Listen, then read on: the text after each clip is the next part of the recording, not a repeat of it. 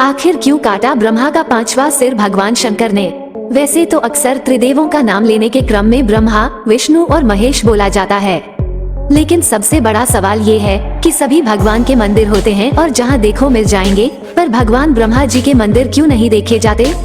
जबकि भगवान के विभिन्न रूपों में शिव, विष्णु, दुर्गा, गणेश और अन्य देवताओं की पूजा आम लोगों में व्यापक रूप से प्रचलित है, लेकिन शायद ही हमें कभी ब्रह्मा जी का मंदिर देखने को मिलता है। बहरहाल इसका जवाब हमें पौराणिक कथाओं में ही मिल सकता है, लेकिन पौराणिक कथाओं में भी कई तरह के सिद्धांत और कहानियों को बतलाया गया है। उससे पहले अगर आप हमारे चैनल पर नए हैं तो चैनल को सब्सक्राइब करें और बेल नोटिफिकेशन दबाएं।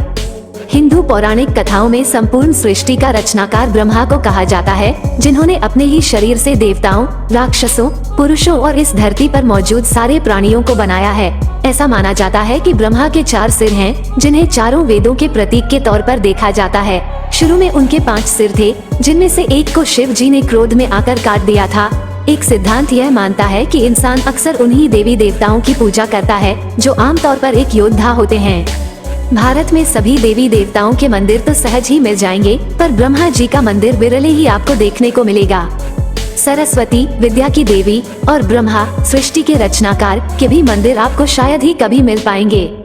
शास्त्र अनुसार कहा जाता है कि ब्रह्मा ने सृजन के दौरान ही एक चौंकाने और बेहद ही सुंदर महिला को बनाया था। हालांकि उनकी यह रचना इतनी सुंदर थी कि वे उसकी सुंदरता से मुग्ध हो गए और ब्रह्मा उसे अपनाने की कोशिश करने लगे। ब्रह्मा जी अपने द्वारा उत्पन्न शत्रुपा के प्रति आकृष्ट हो गए तथा उन्हें टकटकी बांधकर निहारने लगे। शत्रुपा ने ब्रह्मा की दृष्टि से बचने की हर कोशिश की, किंतु असफल रही। कहा तो ये भी जाता है कि शत्रुपा में हजारों जानवरों में बदल जाने की शक्ति थी और उन्होंने ब्रह्मा जी से बचने के लिए ऐसा किया भी, लेकिन ब्रह्मा जी ने जानवर रूप में भी उन्हें परेशान करना नहीं छोड़ा। इसके अलावा ब्रह्मा जी की नजर से बचने के लिए शत्रुपा ऊपर की ओर देखने लगी, तो ब्रह्मा जी अपना एक सिर ऊपर की ओर विकसित कर दिया, जिससे शत्रुपा की हर कोशिश नाकाम हो गई। भगवान शिव ब्रह्मा जी की इस हरकत को देख रहे थे। शिव की दृष्टि में शत्रुपा ब्रह्मा की पुत्री सदृश थी, इसीलिए उन्हें ये घोर पाप लगा। इससे क्रुद्ध होकर शिव जी ने ब्रह्मा का सिर काट डाला ताकि शत्रुपा को ब्रह्मा जी की कुदृष्टि से बचाया जा सके। शास्त्र अनुसार भगवान शिव ने इसके अतिरिक्त भी ब्रह्मा जी को शाप के रूप में दंड दिया। इस श्राप के अनुसार त्रिदेवों में शामिल ब्रह्मा जी की पूजा उपासना नहीं होगी।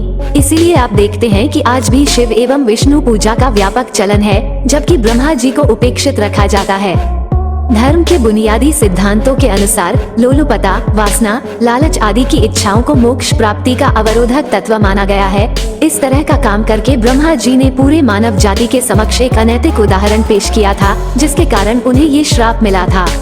जब ब्रह्मा और विष्णु जी का यह विवाद कि त्रिदेवों में कौन श्रेष्ठ है नियंत्रण से बाहर होने लगा, तब अन्य देव मुनियों ने त्रिदेवों में श्रेष्ठ के अंतर को स्थापित करने के लिए भगवान शिव की मदद मांगी। शिवलिंग को शिव का प्रतीक माना जाता है। शिव का अर्थ है कल्याणकारी और लिंग का अर्थ है सृजन। इस विवाद मैं बड़ा तो मैं बड़ा का अंत करने के लिए सदाशिव एक विशालकाय ज्योतिस्तंभ रूप में प्रकट हुए, जिसके ओर छोर का पता अनिश्चित था। शिव ने उन दोनों को चुनौती दी कि जो भी इस शिवलिंग के किसी भी छोर तक पहुंच जाएगा, उसी का वर्चस्व सबसे बड़ा होगा। ये सुनते ही ब्रह्मा ने एक हंस का आकार ले लिया और वर्चस्व साबित करने के लिए शिवलिंग के ऊपर की ओर उड़ान भरी। वहीं विष्णु एक सुअर के रूप में वेश बदलकर शिवलिंग के नीचे के क्षेत्र में उतरे। जैसे ही कुछ दूर तक विष्णु जी ने यात्रा तय की, उन्हें एहसास हुआ कि इससे पहले भी शिव ने उन्हें मात दी थी।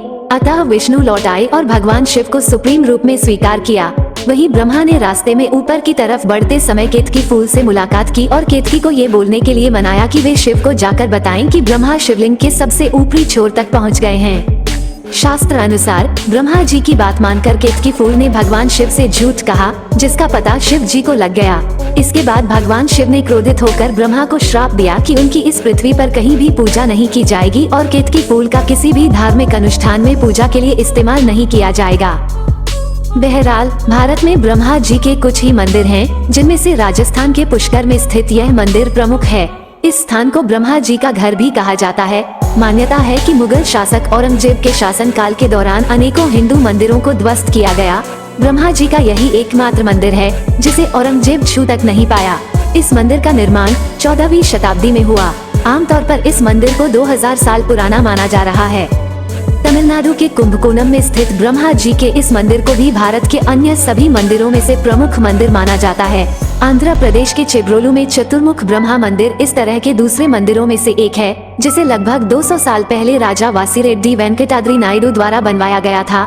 यहाँ पर ब्रह्मा के साथ शिव की पूजा भी की जाती है। आपको वीडियो कैसा लगा कमेंट करके बताएं। धन्यवाद।